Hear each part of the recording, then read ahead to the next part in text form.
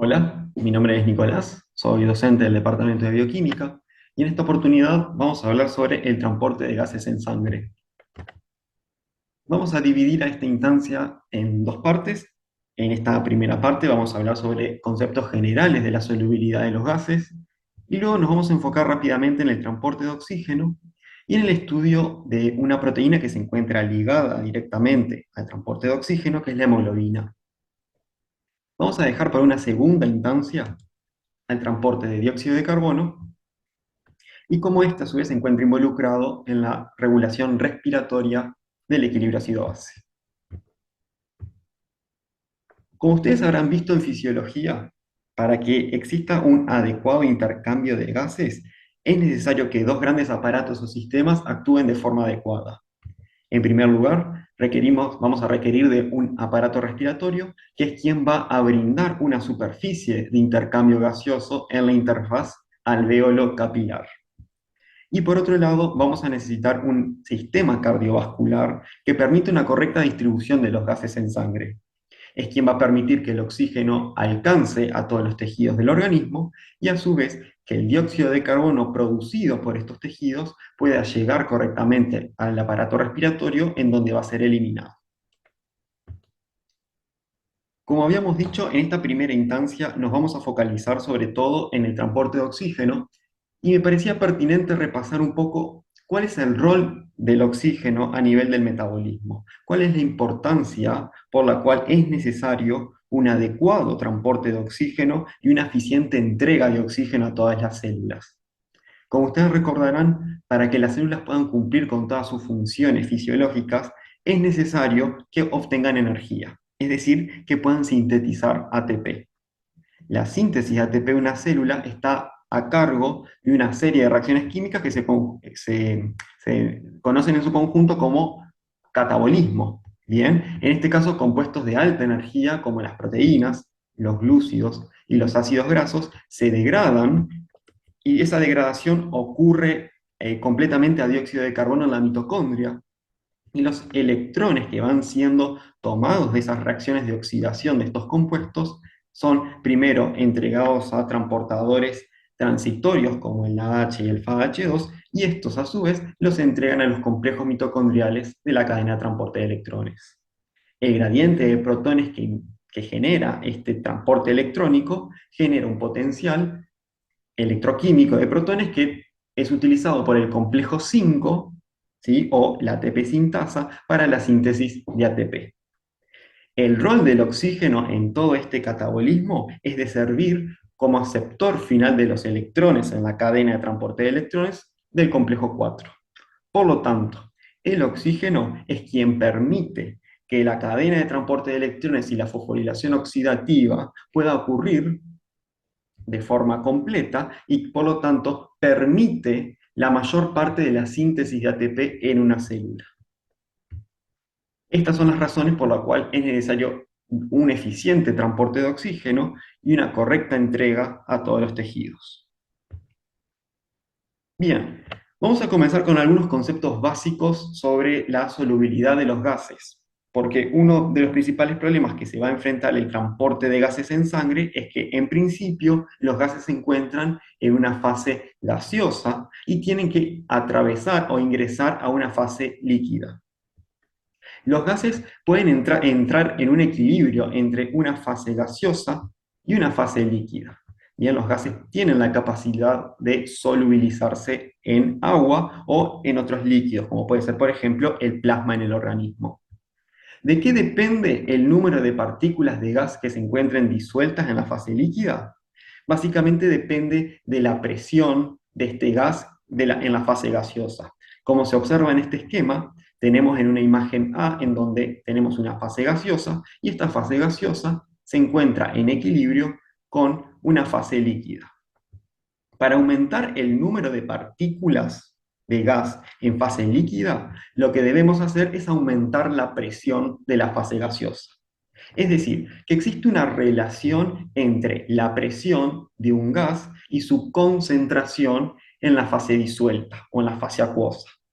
Esta relación se enmarca dentro de una ley que se conoce como ley de Henry, que justamente establece que la concentración de un gas en solución es proporcional a la presión del mismo. Y esto se refleja en esta ecuación, donde C es la concentración del gas en la fase líquida y P es la presión del gas.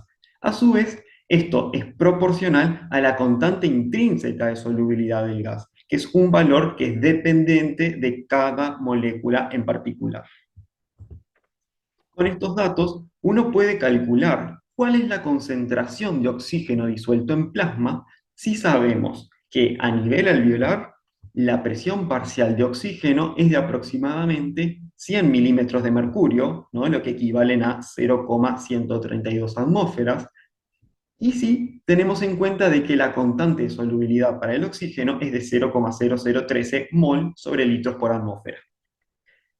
Si hacemos el cálculo, obtenemos un valor para la cantidad de oxígeno disuelto en sangre. Que si rápidamente observamos este gráfico, vamos a ver que la concentración de oxígeno disuelto a 100 milímetros de mercurio, que habíamos dicho que es la cantidad de oxígeno o la presión parcial de oxígeno en el alvéolo, es muy baja si tenemos en cuenta la cantidad total de oxígeno que tenemos en sangre. Es decir, que acá rápidamente nos damos cuenta de que la cantidad de oxígeno que hay en la circulación, en su mayoría, no es en forma disuelta. ¿Bien? Y que por lo tanto tiene que existir un factor adicional a que contribuya a esta diferencia de solubilidad del oxígeno. Por lo tanto, un concepto importante que tenemos que empezar a manejar es que el transporte de oxígeno en sangre se da en dos formas. En una primera forma y menos de un 2% en forma disuelta, como habíamos analizado anteriormente. Sin embargo, más del 98% del oxígeno se transporta unido a hemoglobina. De hecho, si tenemos en cuenta que 1 gramo de hemoglobina puede transportar cerca de 1,34 mililitros de oxígeno, y sabemos que por litro de sangre hay aproximadamente 150 gramos de hemoglobina para una persona normal, podemos calcular cuánto oxígeno adicional transporta la hemoglobina y obtenemos de que produce un aumento en aproximadamente 87 veces la solubilidad del oxígeno si la comparamos únicamente con la forma disuelta. Por lo tanto, tenemos que comenzar a comprender de que el oxígeno se va a transportar en estas dos formas y mayoritariamente unido a hemoglobina. Sin embargo, la forma disuelta es extremadamente importante por el hecho de que vamos a ver que la hemoglobina es una proteína que se encuentra dentro de los eritrocitos. Y para ingresar al eritrocito, tanto el oxígeno como el dióxido de carbono tienen que pasar primero de la fase gaseosa a la fase acuosa, y de la fase acuosa disuelta, recién ahí pueden ingresar al eritrocito para unirse a la hemoglobina. Por lo tanto, si bien la mayor parte del transporte de oxígeno se da unido a hemoglobina, el intercambio gaseoso entre alvéolo y capilar, pero a su vez también entre la sangre y las células del organismo, se da en la forma disuelta. Por lo tanto, si bien la solubilidad de estos gases no es muy grande, esa poca solubilidad es muy importante para el intercambio de gases entre células y células, entre el plasma y células, o bien entre el alvéolo y el plasma. Bien, entonces vamos a comenzar rápidamente a estudiar a esta proteína, ¿bien? A la hemoglobina, a la que contribuye con más del 98% del transporte de oxígeno en sangre. La hemoglobina es una hemoproteína, es decir, que es una proteína que tiene dentro de su estructura un grupo prostético que se denomina grupo E. La hemoglobina es una proteína que tiene una estructura cuaternaria, es decir, que está conformada por más de una cadena polipeptídica. De hecho, está formada por 4 cadenas polipeptídicas que se denominan cada una de ellas globinas. Bien, acá tenemos una globina, otra, y tenemos aquí la cuarta. Estas globinas se denominan vamos a tener dos globinas alfas y dos globinas beta. Estas globinas se asocian entre sí a través de diferentes interacciones no covalentes, que son las hidrofóbicas o interacciones débiles o iónicas. Si tenemos en cuenta una sola molécula de globina, ¿sí? Una sola proteína de globina, vamos a ver que la mayor parte de su estructura, prácticamente toda su estructura, está conformada por hélices alfa, las cuales desde el extremo amino terminal al carboxilo terminal se designan con diferentes letras. Esta nomenclatura es importante por el hecho de que ciertos aminoácidos se nombran de acuerdo a la posición que se encuentran en cada hélice y no a su posición de acuerdo al extremo amino terminal, como es normal nombrar a los aminoácidos en las proteínas. Bien, esta hemoglobina, con estas características de tener dos globinas alfa y dos globinas beta, se denomina hemoglobina A1 y es la principal hemoglobina en un adulto. En una menor proporción, un adulto puede tener hemoglobina A2, que en vez de tener globinas beta, tiene globinas delta, y en una menor proporción va a contener hemoglobina fetal, que la vamos a estudiar un poco más adelante, por ciertas características particulares que tiene con respecto al transporte de oxígeno. Y como habíamos mencionado, cada molécula de globina, a su vez, va a contener el grupo prostético hemo.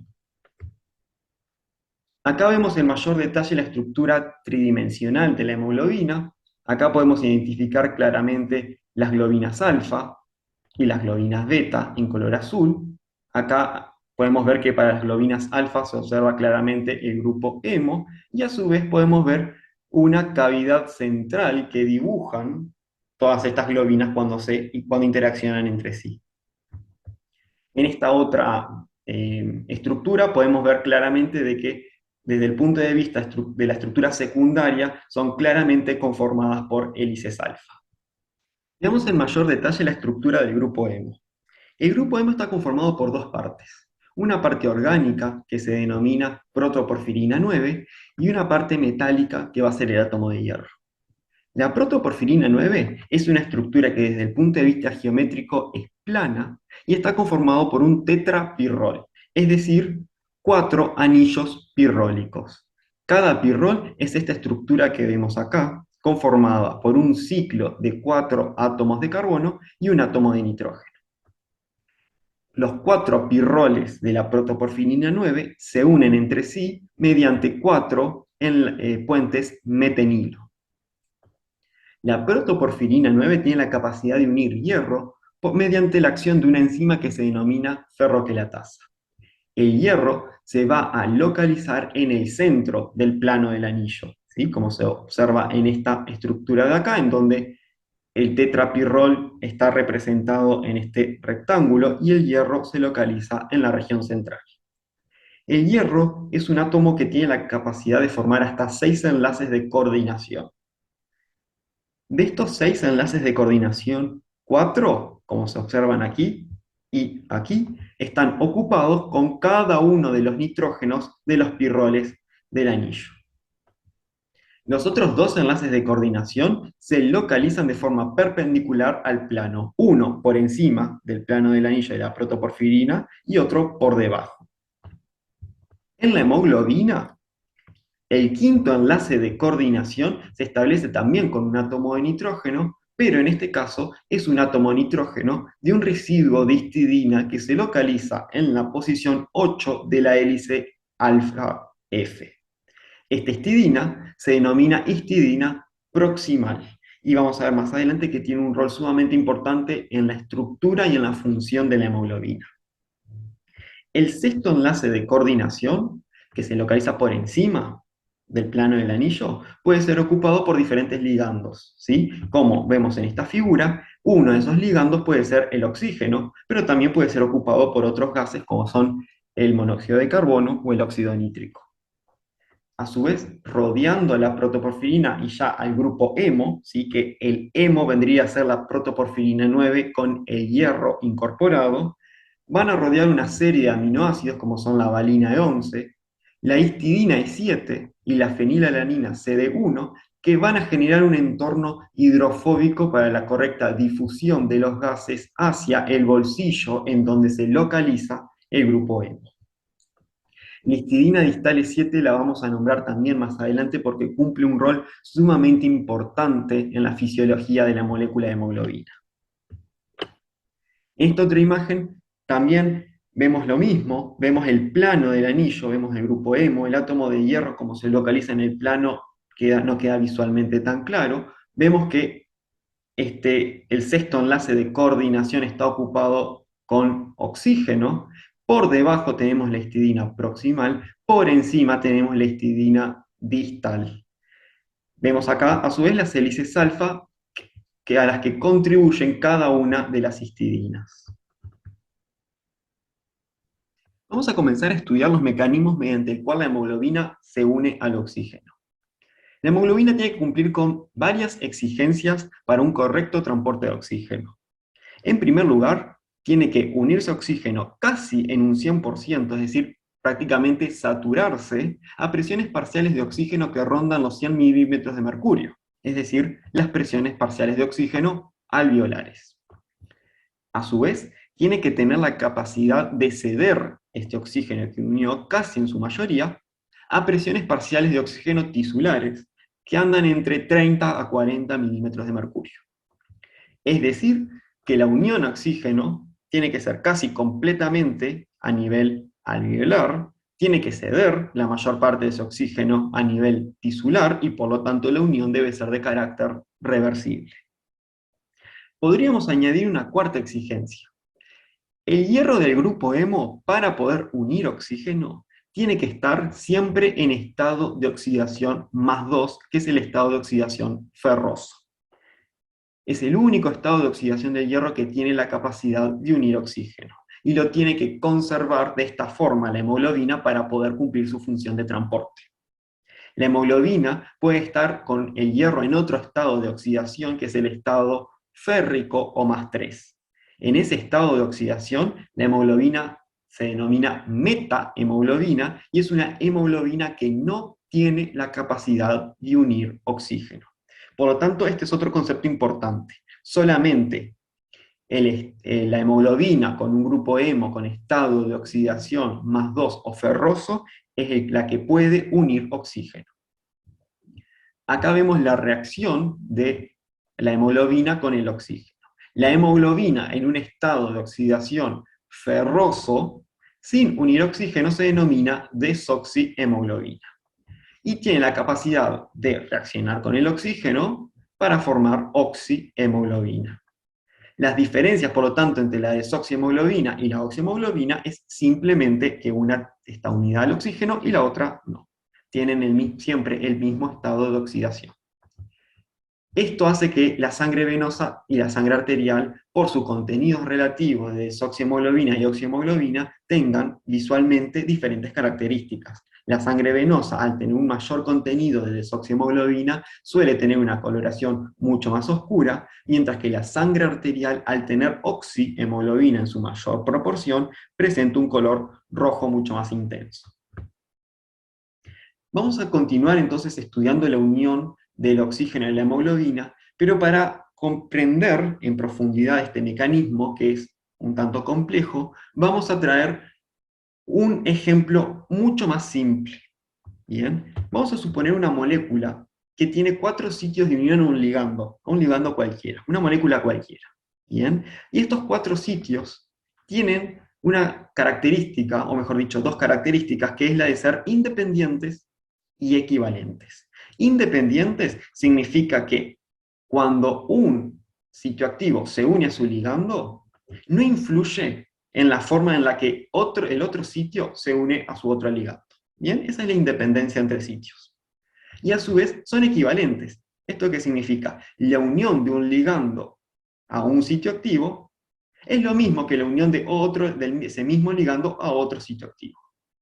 Bien, entonces, en una primera reacción, un primer ligando se une a un sitio activo, y en una segunda reacción tenemos el segundo ligando, el tercer ligando y el cuarto ligando, hasta que la molécula se encuentra completamente saturados. Bien, siempre y cuando esto teniendo como condición que los sitios son independientes y equivalentes, entonces el primer ligando se unió a este sitio activo con una afinidad exactamente igual a la que se unió el segundo ligando.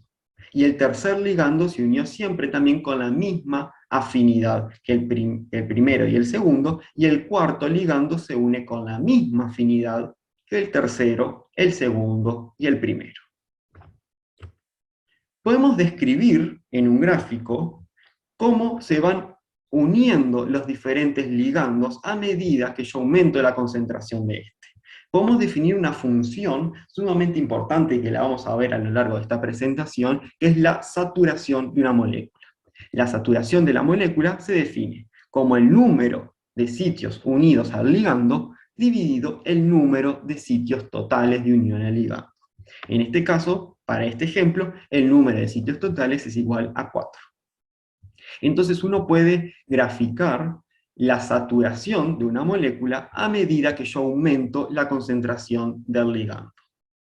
¿Y qué obtenemos? Vamos a ver que siempre y cuando los sitios sean independientes y equivalentes, el gráfico define una función de hipérbola rectangular.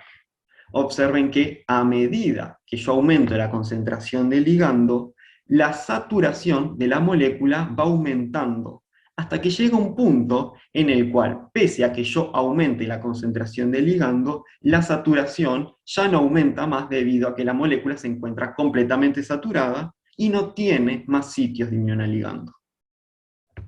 Podemos definir otro parámetro, que es cuando la molécula se encuentra saturada en un 50%.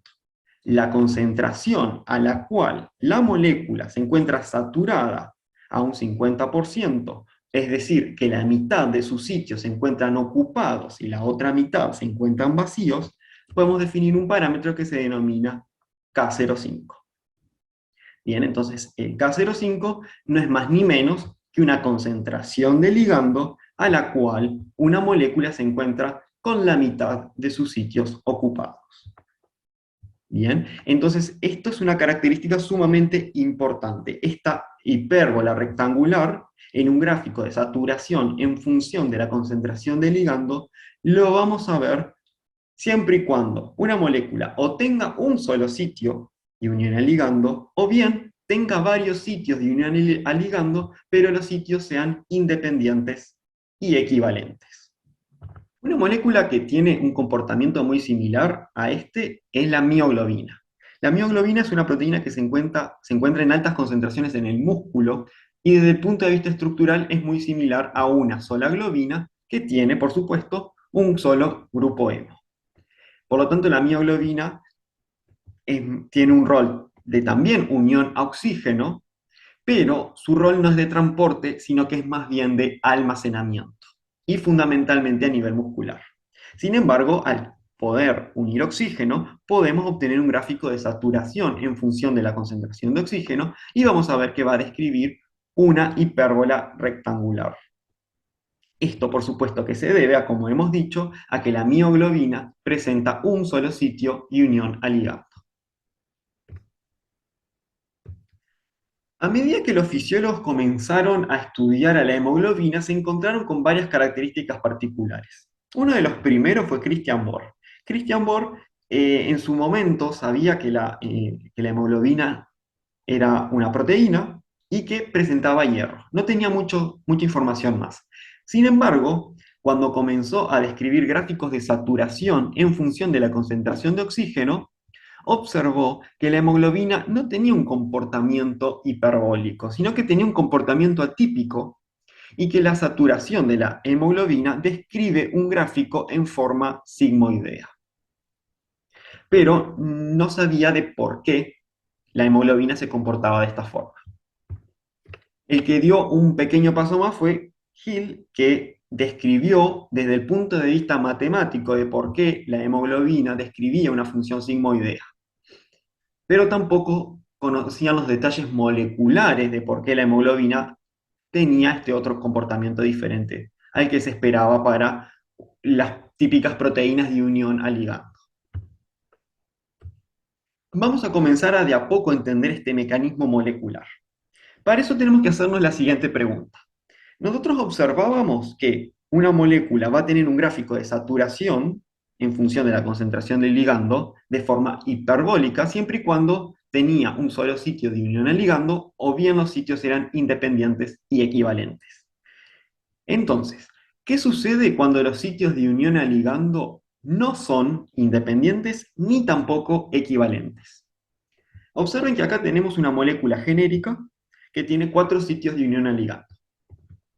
Y observen que cuando se une el primer ligando, ocurre un cambio conformacional en los otros sitios que todavía no unieron el ligando, que determina que estos sitios se unan de forma diferente a la cual se unió el primer ligando. Es decir, que la unión del primer ligando afecta la afinidad con la que se unen los siguientes ligandos a la misma molécula.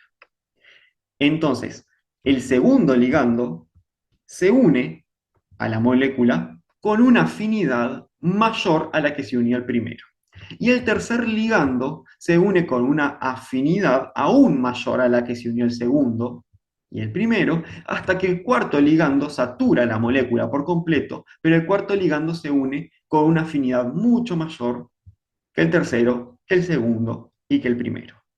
Entonces, acá claramente se observa que los sitios dejan de ser independientes, porque de una u otra forma, el primer sitio, cuando se ocupó con el ligando, comunicó al segundo, al tercero y al cuarto que hubo un cambio en la unión de la proteína y que va a determinar alterando la afinidad con la que se unen los otros sitios. Y los sitios, al tener diferentes afinidades por unión al ligando, ya también dejan de ser equivalentes.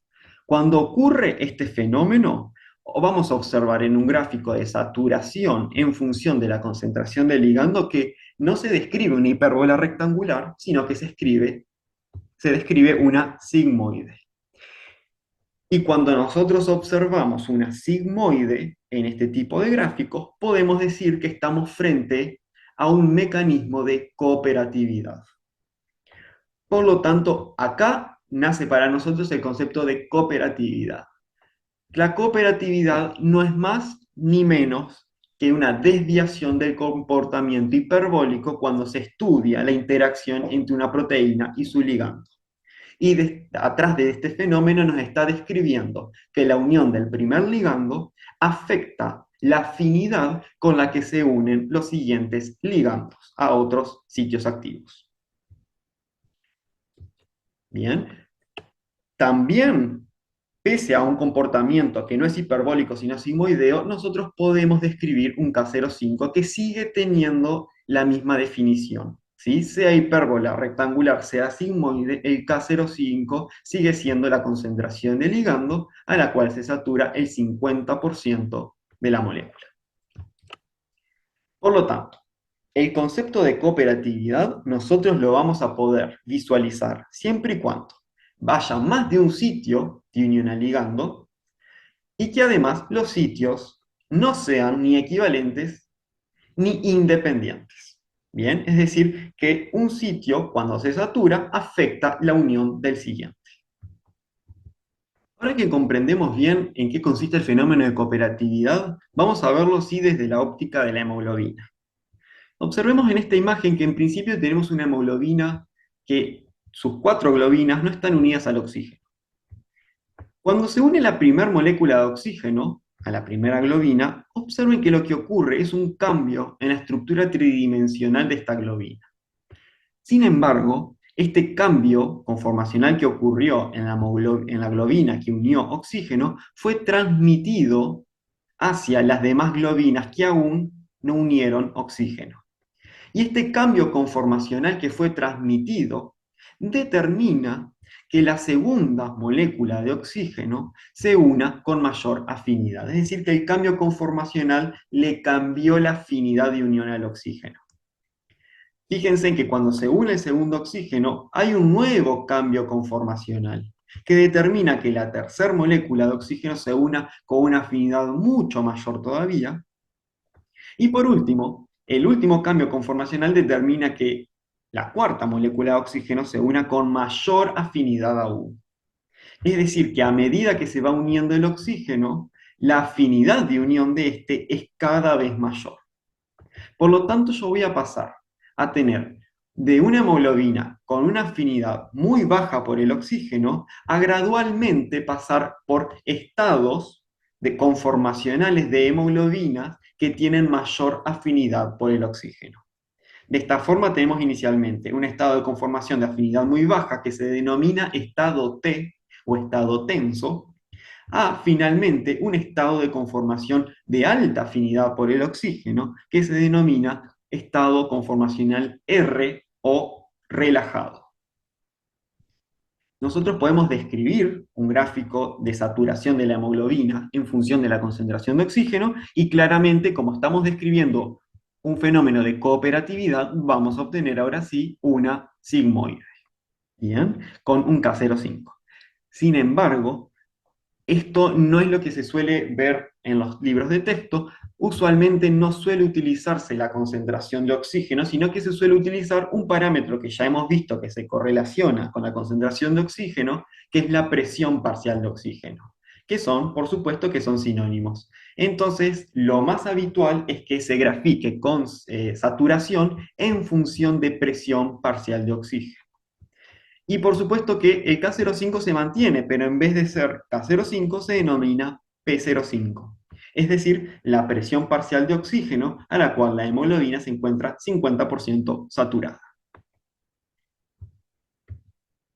Bien, vamos a ver ahora bien en detalle el mecanismo molecular mediante el cual ocurre este fenómeno de cooperatividad. Es decir, cómo una globina une oxígeno y tiene la capacidad de cambiar su estado conformacional, su estado tridimensional, y este a su vez comunicárselo a las globinas siguientes.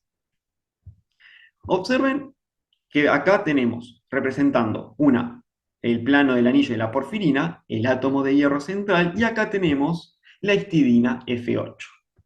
Observen que cuando la molécula se encuentra en una forma desoxigenada, es decir, que no une oxígeno en su sexto enlace de coordinación, el hierro no se localiza exactamente en el plano del anillo, sino que se encuentra un poco hacia arriba, es decir, describiendo un ángulo.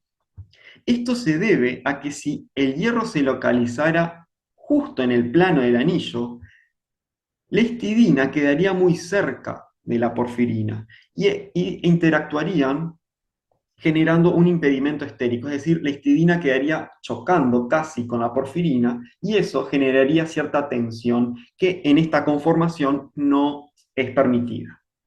Eso determina que el hierro se localice un poco por encima del plano de la porfirina.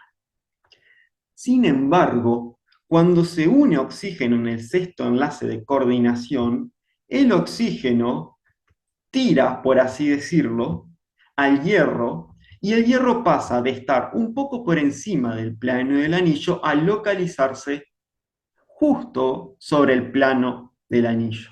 Sin embargo, el hierro se encuentra unido a la histidina y eso hace que la histidina también sienta ese tirón producido por la unión del oxígeno. En fin y al cabo, cuando se une oxígeno, el hierro se localiza justo en el plano de la porfirina y tira consigo a la histidina F8, pero también, por supuesto, a la hélice alfa F. Y esto lo vemos mucho más claro en este esquema de acá. En azul vemos que tenemos a la hemoglobina que no une oxígeno y describiendo el átomo de hierro levemente por encima del plano del anillo. Sin embargo, vemos acá en rojo que cuando el hierro une oxígeno, ocurre un cambio de que el hierro se localiza justo en el plano del anillo y tira hacia abajo la histidina, pero también produce un desplazamiento de la hélice F. En esta otra imagen vemos lo mismo. Acá vemos al grupo hemo sin unirse a oxígeno y vemos que cuando se une, el átomo de hierro bien pasa en el plano del anillo y tira y cambia la conformación de la hélice F. Ahora bien, la hélice F cuando se mueve también produce un movimiento en toda la globina. Y ustedes recuerden que una globina se encuentra interaccionando con globinas vecinas, mediante diferentes interacciones, bien, enlaces iónicos, interacciones hidrofóbicas o interacciones débiles. Es decir, que las globinas están constantemente comunicándose una con la otra. Entonces el movimiento que ocurre en una hélice F es transmitido a toda la globina y a su vez es transmitido hacia las globinas vecinas. Por lo tanto, podemos ver bien que cuando la hemoglobina se encuentra en estado desoxigenado o estado tenso, tiene una determinada conformación estructural que es sumamente afectada cuando pasa a unir oxígeno y a formar el estado R o relajado. Estos cambios conformacionales que experimenta la hemoglobina a medida que va uniendo oxígeno determina que la afinidad por el oxígeno también sea diferente. Acá podemos ver claramente que la forma oxi y la forma desoxi es sumamente diferente en cuanto a lo que respecta a la estructura tridimensional de la hemoglobina. Estos cambios que ustedes están viendo acá son los que determinan cambios progresivos en la afinidad de unión por el oxígeno y determinan explicando desde un punto de vista molecular los cambios de afinidad por el oxígeno. Una vez que hemos comprendido qué es la cooperatividad y cuál es el fenómeno molecular atrás del comportamiento cooperativo de la hemoglobina, tenemos que entender qué ventaja fisiológica ofrece que la hemoglobina funcione como transportador de oxígeno y tenga un comportamiento cooperativo. Y para esto vamos a hacer una clara comparación entre mioglobina y hemoglobina para que nos quede bien en claro de por qué un comportamiento cooperativo es quien ofrece ventaja fisiológica en el transporte de oxígeno y no un comportamiento hiperbólico. Tenemos en este gráfico son curvas de saturación de mioglobina por un lado, que ya hemos visto que tiene una curva hiperbólica, y luego una curva de saturación de la hemoglobina. Observen que acá, en este extremo, vamos a encontrar presiones parciales de oxígeno de 100 milímetros de mercurio, es decir, que esta es una situación que se da a nivel alveolar, y luego tenemos en este otro parte del gráfico presiones parciales de oxígeno entre 20 a 40 milímetros de mercurio, ¿sí? Que ofrecen una situación tisular. Observemos que la mioglobina a 100 milímetros de mercurio se satura completamente. Es decir, que si la mioglobina funcionara como transportador de oxígeno y pasara por los capilares pulmonares, podría oxigenarse a un 100%. Entonces, hasta acá cumpliría con unos de aquellos requisitos que habíamos nombrado anteriormente. Sin embargo, observen de que cuando pasa por los capilares tisulares, más o menos 30 milímetros de mercurio, observen que la cantidad de oxígeno que perdió es sumamente baja.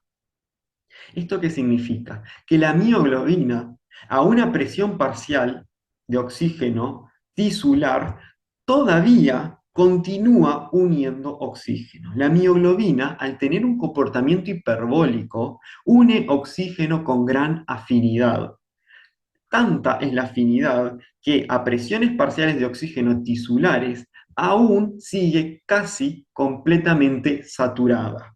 La presión parcial de oxígeno tiene que caer mucho para que la mioglobina comience a soltar oxígeno. Por lo tanto, esto no funcionaría como un buen transportador de oxígeno. Cumple con el requisito de saturarse a nivel capilar pulmonar, pero no cumple con el requisito de ceder gran parte del oxígeno a los tejidos. Veamos qué ventaja o si ofrece alguna ventaja que el comportamiento de una molécula transportadora no sea hiperbólico, sino que sea cooperativo. Entonces fíjense en que la hemoglobina, cuando pasa por un lecho capilar que tiene una presión parcial de oxígeno de 100 milímetros de mercurio, como es a nivel alveolar, se satura casi 100%, al igual que la mioglobina, es decir, que hasta acá va cumpliendo con ese primer requisito, y cuando pasamos a una presión parcial de oxígeno cercana a los tejidos, observen que la saturación de la hemoglobina cae hasta entre un 50 y un 60%. Es decir, que cuando la hemoglobina pasa a nivel capilar pulmonar se satura completamente y a medida que va pasando por los tejidos extrapulmonares, pierde gran parte de su saturación por oxígeno. Por lo tanto, la hemoglobina, al tener este comportamiento sigmoideo o cooperativo, sí tiene la capacidad de ceder oxígeno a los tejidos. Entonces acá vemos claramente la ventaja fisiológica del comportamiento. Bien, permite cumplir con las exigencias que habíamos dicho anteriormente. El comportamiento cooperativo sigmoide sí permite la saturación a casi un 100%, a 100 milímetros de mercurio, y sí permite ceder la mayor parte del oxígeno a presiones parcial de oxígeno tisulares. Entonces, ¿de qué depende? De que la hemoglobina vaya soltando el oxígeno, como hemos visto, depende del gradiente de concentración de oxígeno o la diferencia de oxígeno que existe a nivel capilar pulmonar, a nivel capilar tisular. Observen que, como habíamos visto, a presiones parciales de oxígeno de 100 milímetros de mercurio, la hemoglobina, que si bien en principio tiene menor afinidad, al haber tanta concentración de oxígeno, se satura completamente. Y cuando pasa a presiones parciales de oxígeno de 45 milímetros de mercurio aproximadamente, suelta el oxígeno. Bien, entonces, el gradiente de concentración de oxígeno que hay desde el alvéolo hacia los tejidos, ¿sí? Que ese gradiente de concentración de oxígeno es cada vez menor si observamos el interior celular, el citosol, y más aún si observamos la concentración de oxígeno mitocondrial, que es a donde tiene que llegar el oxígeno, ¿sí? Este gradiente de concentración de oxígeno que vemos acá es el que dicta que la hemoglobina se sature en un 100% en este lecho y vaya soltando el oxígeno a medida que va pasando por los tejidos, ¿bien? Para luego retornar por la circulación venosa hasta alcanzar nuevamente el lecho capilar pulmonar y nuevamente recorrer un nuevo ciclo. Hasta acá hemos visto que uno de los factores que explican la entrega de oxígeno desde la hemoglobina hacia los tejidos es la existencia de un gradiente de concentración de oxígeno. Bien, tiene que existir una diferencia de concentración o de presiones parciales de oxígeno para que la hemoglobina pueda soltar el oxígeno. Sin embargo, no es el único factor. Observen que acá tenemos gráficos de saturación, por un lado el de la mioglobina en verde, que ya lo hemos analizado, pero también tenemos dos gráficos de saturación de la hemoglobina. En rojo, el de la hemoglobina pasando por los capilares alveolares. Y en azul, el de la hemoglobina pasando por los capilares de los tejidos periféricos. Y observemos que si bien ambas son sigmoideas, porque el comportamiento cooperativo no cambia, sí vemos que una se encuentra más desplazada hacia la derecha. Observemos que la curva de saturación de la hemoglobina de los tejidos periféricos se encuentra más desplazada hacia la derecha que la de los capilares alveolares. Y vamos a ir entendiendo que ese desplazamiento de la curva de saturación de la hemoglobina, en realidad me están hablando de un cambio de afinidad de la hemoglobina por el oxígeno. De una u otra forma, un desplazamiento hacia la derecha produce a su vez un aumento en el P50. Esto quiere decir de que la hemoglobina que está pasando por la sangre de los tejidos periféricos tiene menor afinidad por el oxígeno que la hemoglobina que está pasando por los capilares alveolares. ¿Y qué explica esta diferencia de afinidad generada en la hemoglobina si comparamos la sangre de tejido periférico con la sangre de los capilares alveolares? Bueno, me está queriendo decir que a nivel tisular existen factores que disminuyen la afinidad por el oxígeno de la hemoglobina y que de una u otra manera están intentando aumentar la entrega de oxígeno. Es decir, están tratando de someter a la hemoglobina de tal forma que libere más oxígeno a los tejidos. Esos factores adicionales los vamos a ir estudiando y se denominan en su conjunto moduladores alostéricos. Acá es otro ejemplo, eso como otro experimento en el cual queda claro de que a nivel tisular tiene que haber factores adicionales que determinan una disminución de la afinidad por el oxígeno de la hemoglobina.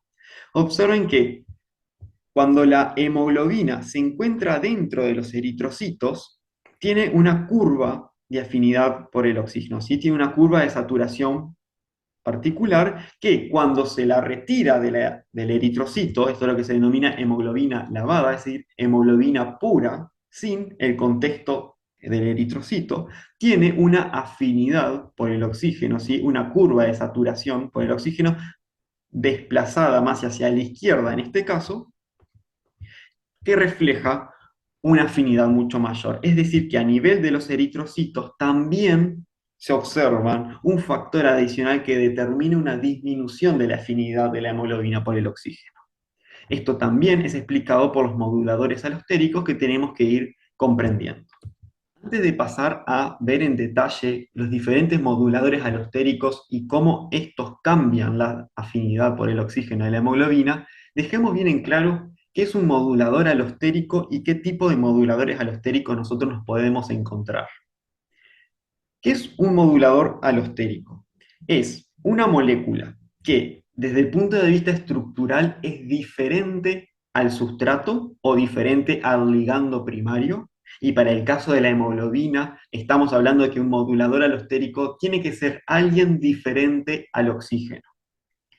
A su vez, los moduladores alostéricos, además de ser diferentes al ligando, se unen en sitios diferentes al sitio activo. Bien, entonces los moduladores alostéricos no se unen al grupo hemo, sino que se unen a otras regiones de la hemoglobina. Y una vez que un modulador alostérico se une en su sitio de unión alostérico, tiene la capacidad de regular la afinidad de la hemoglobina por el oxígeno. Puede aumentarla o puede disminuirla. Eso significa que los moduladores alostéricos pueden generar cambios en el estado R o en el estado T de la hemoglobina, o sea, en los estados de alta afinidad por el oxígeno o estados de menor afinidad por el oxígeno. De tal forma que nos vamos a encontrar, por un lado, con moduladores alostéricos positivos, es decir, moduladores que cuando se unen a la hemoglobina tienden a estabilizar el estado R o el estado de mayor afinidad por el oxígeno de la hemoglobina. Bien, por eso en el equilibrio entre estado R y estado T que se encuentra en la hemoglobina tienden a desplazar ese equilibrio hacia el estado de mayor afinidad. Por eso se habla de modulador alostéricos positivos. Bien, entonces el modulador alostérico positivo aumenta la afinidad de la hemoglobina por el oxígeno, dado a que estabiliza el estado R. Por el contrario, los moduladores alostéricos negativos, cuando se unen a la hemoglobina, tienden a desplazar hacia el estado T. Bien, los moduladores alostéricos negativos estabilizan el estado T de la hemoglobina, o sea, el estado de menor afinidad por el oxígeno. Por lo tanto, ¿qué efectos vamos a ver de los moduladores alostéricos en las curvas de saturación de la hemoglobina? Dijimos que los moduladores alostéricos positivos estabilizan el estado R o el estado de mayor afinidad por el oxígeno. Por lo tanto, si yo en principio tengo una curva de saturación de la hemoglobina, que está acá en color azul, y añado a esta hemoglobina un modulador alostérico positivo, lo que yo voy a ver es que la hemoglobina va a presentar un cambio en su curva de saturación o un desplazamiento de esta hacia la izquierda. ¿Esto qué quiere decir? Si se desplaza hacia la izquierda, significa que va a requerir menores concentraciones de oxígeno para alcanzar niveles iguales de saturación. Bien, eso nos está informando de una hemoglobina que es más afín por el oxígeno. Y eso se puede ver claramente por los cambios en la P50. Bien, observen que un aumento en la afinidad por el oxígeno trae como aparejado una disminución de la P50. O sea que yo necesito una menor presión parcial de oxígeno para poder generar una saturación de un 50%. Por lo tanto, y esto nos tiene que quedar claro, es que los moduladores alostéricos positivos disminuyen la P50 de la hemoglobina, lo que significa que aumentan la afinidad por el oxígeno. Y eso visualmente ustedes los ven en los gráficos de saturación como desplazamientos hacia la izquierda de la curva de saturación de hemoglobina. Por otro lado, vamos a tener los moduladores alostéricos negativos, que cuando yo añado un modulador alostérico negativo a una hemoglobina, voy a producir el efecto contrario, es decir, un desplazamiento de la curva de saturación de la hemoglobina hacia la derecha. Esto significa que, por supuesto, va a haber un aumento ahora del P50.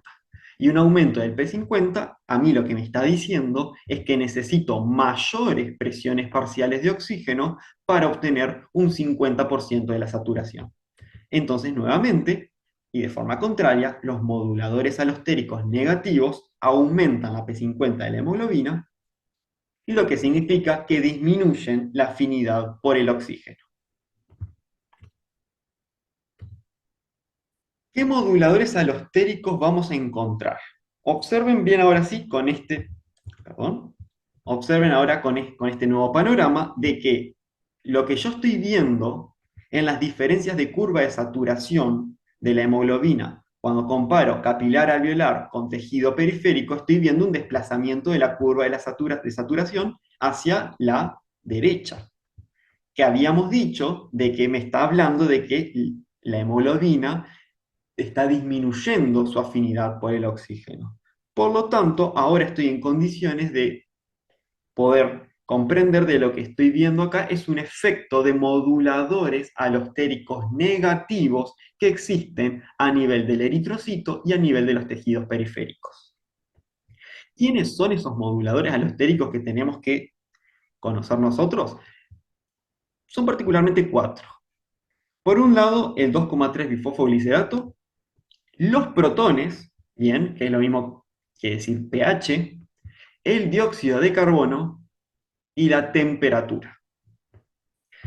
Estos cuatro moduladores alostéricos son moduladores alostéricos negativos. Disminuyen la afinidad del oxígeno por la hemoglobina, desplazan la curva de saturación de la hemoglobina hacia la derecha y por lo tanto estabilizan el estado tenso o el estado de menor afinidad de la hemoglobina por el oxígeno.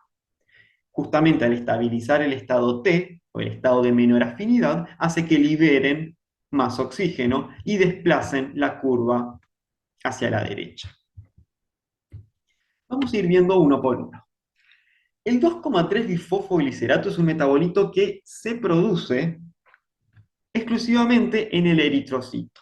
Bien, y se produce por un desvío de la ruta glucolítica. Observen que normalmente la glucólisis transcurre de tal forma que cuando se forma el 1,3 bifosfoglicerato, este por acción de la fosfoglicerato-quinasa pasa a 3-fosfoglicerato con la producción de ATP. Sin embargo, el eritrocito tiene una enzima adicional que es la bifosfoglicerato mutasa, que produce un desvío de la ruta glucolítica que se conoce como desvío de Rapoport-Levering, que determina que el 1,3 bifosfoglicerato se transforme en 2,3 bifosfoglicerato. Y este es el mecanismo mediante el cual se produce el 2,3 bifosfoglicerato en el eritrocito, ¿sí? En este desvío de la ruta glucolítica. Esta misma enzima tiene la actividad, así como tiene la actividad mutasa, que permite el cambio del fosfato en posición 1 al fosfato en posición 2, tiene la actividad fosfatasa, que es la que permite que el 2,3 fosfoglicerato vuelva a 3 fosfoglicerato y así continuar la ruta glucolítica. El 2,3 fosfoglicerato es un metabolito que en el eritrocito está en altas concentraciones, en una concentración casi equimolecular con la hemoglobina. Y determina a su vez que cuando se forma, me salteo la reacción de la glucólisis que produce ATP y determina que no se genere una producción neta de ATP en el eritrocito. Ahora, ¿cómo actúa el 2,3-fosfoglicerato? 2,3-fosfoglicerato es una molécula que tiene una gran cantidad de cargas negativas. Y si ustedes recordarán, cuando habíamos visto la estructura de la hemoglobina, ¿sí? Que se puede también visualizar acá, las moléculas de globina, cuando se agrupaban para formar el tetrámero, describían una región central. En esa región central, particularmente las globinas beta exponen una gran cantidad, particularmente 8 residuos de aminoácidos con cargas positivas que tienden a unir al 2,3-bifosfoglicerato con sus cargas negativas. Entonces el 2,3-bifosfoglicerato es una molécula que se une a esta cavidad central de la hemoglobina. Y cuando el 2,3-bifosfoglicerato se une a esta cavidad central, tiende a estabilizar la conformación tensa de la hemoglobina. Bien, todas esas cargas, esas interacciones iónicas estabilizan esta estructura, este estado tenso, este estado de menor afinidad por el oxígeno. Cabe aclarar de que se une una molécula de 2,3-bifosfoglicerato por cada hemoglobina. Por lo tanto, si yo veo la reacción, tengo hemoglobina en estado R oxigenada, la cual en el eritrocito y particularmente a nivel de los tejidos periféricos se une al 2,3-bifosfoglicerato, ¿sí? La hemoglobina queda estabilizada en la forma tensa y al tener menor afinidad por el oxígeno, lo libera. Bien, esto hace que a nivel tisular produzca una liberación adicional de oxígeno sumada a las diferencias de presiones parciales que existan. Por lo tanto, este es el efecto del 2,3-bifosfoglicerato, estabilizar la conformación T. Cabe destacar que ocurre algo particular si nosotros observamos el comportamiento de otro tipo de hemoglobina, que es la hemoglobina fetal. Observen acá que tengo las curvas de saturación para la hemoglobina fetal en color azul y para la hemoglobina adulta en color rojo. Observen que la hemoglobina fetal tiende a estar más desplazada hacia la izquierda. Eso significaba que una curva de saturación desplazada hacia la izquierda era una hemoglobina que tenía mayor afinidad por el oxígeno, ¿no? Una P50 menor. ¿Esto cómo puede explicarse? Observen que habíamos dicho que la hemoglobina fetal es estructuralmente diferente a la hemoglobina adulta. La hemoglobina fetal no tiene globinas beta, tiene globinas gamma. Por lo tanto, esto determina de que la región en la cual se une el 2,3-bifosfoglicerato esté levemente alterada y hace que la hemoglobina fetal sea una hemoglobina con menor afinidad por el 2,3-bifosfoglicerato comparado con una hemoglobina adulta. Esta disminución de la afinidad por el 2,3-bifosfoglicerato determina de que la hemoglobina fetal sea una hemoglobina con menor afinidad hacia un modulador alostérico negativo. Por lo tanto, es una hemoglobina con mayor afinidad por el oxígeno. Y esto desde el punto de vista fisiológico es sumamente importante, debido a que el feto no está expuesto a presiones parciales de oxígeno de 100 milímetros de mercurio. El feto, en el binomio materno-fetal, tiene que extraer oxígeno de la sangre arterial de la madre que transcurre por la placenta. Y esa sangre tiene una menor presión parcial de oxígeno. Por lo tanto, el feto requiere de una hemoglobina más afín por el oxígeno para poder extraer mayor cantidad de oxígeno y así oxigenarse a saturaciones cercanas al 100%, pese a que está expuesto a presiones parciales de oxígeno menores.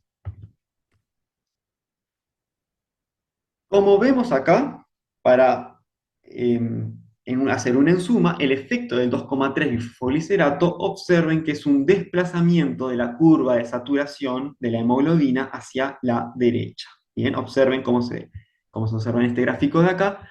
A medida que yo aumento la concentración de 2,3-bifosfoglicerato, la afinidad de la hemoglobina por el oxígeno es cada vez menor, lo que explica un aumento constante de la P50. Bien. Otro de los moduladores alostéricos que tenemos que ver es el dióxido de carbono.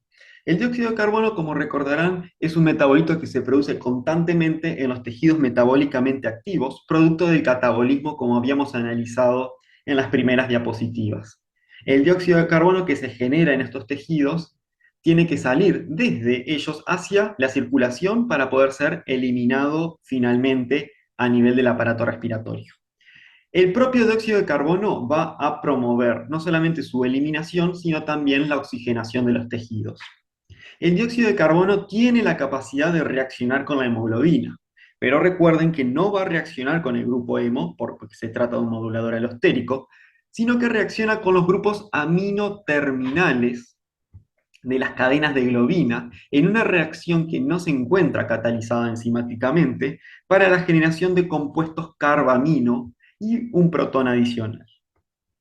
Observen en esta figura que la reacción final genera una molécula de hemoglobina en donde los grupos aminos terminales de cada hemoglobina se encuentran formando un grupo carbamino. Pasamos de tener grupos aminos sin protonar a tener grupos aminos cargados negativamente. Y estas cargas negativas lo que determinan es una estabilización de la conformación T de la hemoglobina. Por lo tanto, cuando llegaba la hemoglobina oxigenada a los tejidos periféricos, reacciona con el dióxido de carbono para la generación de carbaminohemoglobina, estabilización del estado T y por lo tanto aumentar la liberación de oxígeno. Acá podemos ver el efecto del dióxido de carbono en las curvas de saturación de la hemoglobina, observando que a medida que yo aumento la presión parcial de dióxido de carbono, tengo un desplazamiento de la curva de saturación hacia la derecha. Bien, es un claro ejemplo de un modulador alostérico negativo y por supuesto también con un aumento de la P50. El otro modulador alostérico negativo que tenemos que ver son los protones. Y este efecto, si bien lo vamos a terminar de analizar mucho mejor en la parte 2, los tejidos metabólicamente activos, al producir dióxido de carbono y también otros tipos de ácidos, tienden a acidificar el entorno. O sea que tienden a aumentar la concentración de protones. Y la hemoglobina, dentro de su estructura, tiene una gran cantidad de residuos de aminoácidos que tienen la capacidad de reaccionar con los protones, fundamentalmente los residuos de histidina. La hemoglobina reacciona con los protones para formar hemoglobina protonada, y esa hemoglobina protonada nuevamente tiende a estabilizar la conformación T de la hemoglobina y por lo tanto disminuir su afinidad por el oxígeno y promover la liberación de oxígeno en los tejidos. Nuevamente podemos ver que en las curvas de saturación de la hemoglobina, que a medida que desciende el pH o aumenta la concentración de protones, la hemoglobina, la curva de saturación de la hemoglobina, se desplaza hacia la derecha. Este efecto que se observa en la hemoglobina de que el descenso del pH promueve la liberación de oxígeno a nivel tisular se conoce con el nombre de efecto Bohr, debido a que Bohr fue uno de los que analizaba el efecto del pH. Veía que a medida que descendía el pH de una solución de hemoglobina, observaba un aumento en la liberación de oxígeno. El dióxido de carbono promueve el efecto de los protones en la modulación alostérica negativa. Si bien el dióxido de carbono per se es un modulador alostérico negativo, debido a que, como ya habíamos visto, promueve la formación de carbaminohemoglobina, el dióxido de carbono tiende a aumentar la concentración de protones. Recordemos que los tejidos con alta tasa metabólica producen grandes cantidades de dióxido de carbono. Y el dióxido de carbono tiene la particularidad de que reacciona con agua para formar ácido carbónico, el cual es un ácido débil que se disocia en bicarbonato y protones. Por lo tanto, las altas concentraciones de dióxido de carbono desplazan este equilibrio hacia la derecha, promoviendo la formación de protones, lo que trae como aparejado un descenso del pH. Más aún, tenemos que considerar de que esta reacción dentro del eritrocito se encuentra catalizada enzimáticamente por la anhidrasa carbónica, que además le confiere, por lo tanto, ventaja cinética a esta reacción. Acá vemos el efecto aislado de cada uno, es decir, por sí solo el pH actúa como modulador alostérico negativo. El dióxido de carbono también por sí solo actúa como modulador alostérico negativo, acá viendo claramente el efecto de la carbaminohemoglobina. Sin embargo, estos dos efectos, debido a que el dióxido de carbono tiende a acidificar el medio, son efectos que tienden a potenciarse y promoviendo aún más el desplazamiento de la curva de saturación de hemoglobina hacia la derecha. Por último, cabe destacar que la temperatura también es un factor físico que tiene la capacidad de regular la unión de la hemoglobina con el oxígeno. En particular, el aumento de la temperatura tiende a disminuir la afinidad de la hemoglobina por el oxígeno y promover su desplazamiento. Esto también puede verse en un gráfico de saturación de la hemoglobina, en donde se observa un desplazamiento hacia la derecha a medida que aumentamos la temperatura. Cabe destacar de que todos estos efectos que estamos viendo de los moduladores alostéricos negativos actúan de forma sinérgica. Recordemos que los tejidos metabólicamente activos tienen una alta demanda de oxígeno. Eso nos tiene que hacer pensar de que son tejidos que tienen que promover la liberación de oxígeno por parte de la hemoglobina. Y no es casualidad de que todos estos moduladores alostéricos negativos que estamos viendo se observan en tejidos de alta tasa metabólica que requieren altas concentraciones de oxígeno y tienen un alto consumo de oxígeno. Por lo tanto, acá vemos un esquema que trata de integrar todos estos conceptos, ¿no? Los tejidos con alta tasa metabólica producen grandes cantidades de dióxido de carbono, que como ya habíamos visto, tienden a aumentar la concentración de protones. A su vez, los tejidos de alta tasa metabólica también tienden a producir una mayor cantidad de ácidos orgánicos, ¿bien? Como el lactato, tienden a tener una temperatura mayor que el resto de los tejidos. Por lo tanto, cuanto mayor sea la actividad metabólica de un tejido, mayor es el efecto que estamos viendo de estos moduladores alostéricos negativos y mayor va a ser la liberación de oxígeno por parte de la hemoglobina. Por último, nos queda ver cómo la hemoglobina transporta otros gases además del oxígeno. Estos son el monóxido de carbono y el óxido nítrico. El monóxido de carbono es un gas que se produce fisiológicamente en el catabolismo de los grupos hemo. Los grupos hemo, cuando son degradados, requieren una apertura de su anillo, de su estructura anular, para la formación de una molécula lineal que se denomina biliverdina, que luego se va a eliminar en forma de bilirrubina. Esta apertura del anillo de protoporfirina 9 está a cargo de una enzima que se denomina hemoxigenasa. Y cuando este anillo se abre, produce la liberación de una molécula de carbono en forma de monóxido de carbono. Este monóxido de carbono tiene que ser eliminado a nivel pulmonar en la respiración. Por lo tanto, tiene que ser transportado hacia el aparato respiratorio para que sea eliminado. Y ese transporte es llevado a cabo por la hemoglobina. Y particularmente el monóxido de carbono es transportado unido a hemoglobina en el grupo hemo. El monóxido de carbono se une al grupo hemo. Vamos a analizar primero la unión del monóxido de carbono considerando el grupo hemo aislado, es decir, sacando el contexto proteico de la hemoglobina. Observen que el oxígeno tiene la capacidad de reaccionar con el grupo hemo y el sexto enlace de coordinación, observen que tiene cierto ángulo con respecto al anillo del grupo hemo. Sin embargo, el monóxido de carbono se une al grupo hemo, pero forma un enlace perpendicular. Esto determina que este enlace sea mucho más estable y por lo tanto el monóxido de carbono se una con una constante de afinidad mucho más alta que el oxígeno. Particularmente, el monóxido de carbono se une al grupo hemo aislado 20.000 veces mejor que el oxígeno. Esto trae un problema fisiológico de que si consideramos una producción constante de monóxido de carbono, tarde o temprano toda la hemoglobina estaría unida a monóxido de carbono y no podría transportar oxígeno. ¿Cómo la hemoglobina resuelve este problema? Lo resuelve a través de una estructura proteica y particularmente mediante un residuo de aminoácido particular que es la histidina E7. Observen que la histidina I7 interfiere con la unión perpendicular, ¿sí?, del monóxido de carbono e impide que el monóxido de carbono se una de forma perpendicular y quede también dispuesto con cierto ángulo, como lo hace la molécula de oxígeno. Esto determina que el monóxido de carbono no se una 20.000 veces mejor que la molécula de oxígeno, sino que pase de 20.000 a 200 o 240 veces mejor. Por lo tanto, el monóxido de carbono, si bien conserva una mejor afinidad que el oxígeno, es una afinidad mucho menor.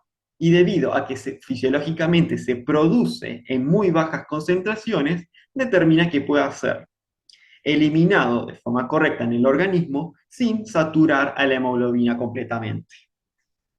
Sin embargo, esto es un problema muy importante cuando aumenta la concentración de monóxido de carbono en altas concentraciones. Y esto ocurre de forma bastante frecuente en las intoxicaciones por monóxido de carbono durante los incendios, debido a que durante los incendios existe una combustión incompleta del carbono y produce grandes cantidades de monóxido de carbono.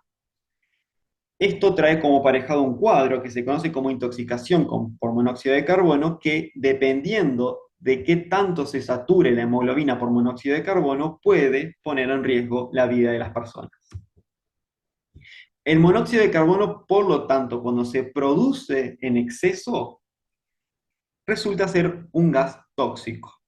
En primer lugar, porque lógicamente al unirse al grupo hemo ocupa sitios de unión al oxígeno. Por otro lado, ocurre un efecto particular de que el monóxido de carbono estabiliza la forma R de la hemoglobina, es decir, que produce un desplazamiento hacia la izquierda. Bien, y recordemos que si produce un desplazamiento hacia la izquierda, determina un aumento de la afinidad de la hemoglobina por el oxígeno. Esto hace que una hemoglobina que tenga unido en ciertos grupos hemo monóxido de carbono y en ciertos grupos hemo oxígeno, esa hemoglobina retenga el oxígeno y por lo tanto determina que haya una liberación adecuada de oxígeno hacia los tejidos. Además, el monóxido de carbono es un inhibidor del complejo 4 y por lo tanto daña directamente la cadena de transporte de electrones y por lo tanto compromete la generación de ATP a nivel mitocondrial. Por último, cabe destacar que la hemoglobina también tiene la capacidad de transportar óxido nítrico. El óxido nítrico es una molécula bioseñalizadora que es producida particularmente a nivel del endotelio vascular. El óxido nítrico se produce por una enzima que se denomina óxido nítrico sintasa y tiene un rol sumamente importante en la vasodilatación arterial. El óxido nítrico promueve la vasodilatación y por lo tanto es un factor que tiende a aumentar la entrega de sangre y consigo la oxigenación de los tejidos. El óxido nítrico que es producido a nivel endotelial tiene la capacidad de difundir hacia los eritrocitos y dentro de los eritrocitos tiene la capacidad de reaccionar. Primero con la hemoglobina reaccionando con el grupo hemo y luego el grupo hemo se encarga de pasar a la molécula de óxido nítrico a otros residuos aminoácidos de la hemoglobina, particularmente a residuos de cisteína. Esto permite que la hemoglobina sea un transportador de óxido nítrico y pueda llevar óxido nítrico hacia otros tejidos y de esta forma promover la vasodilatación y un efecto parácrino del óxido nítrico. De esta forma hemos concluido esta primera parte de esta presentación de transporte de gases en sangre. Les dejo la bibliografía y muchas gracias.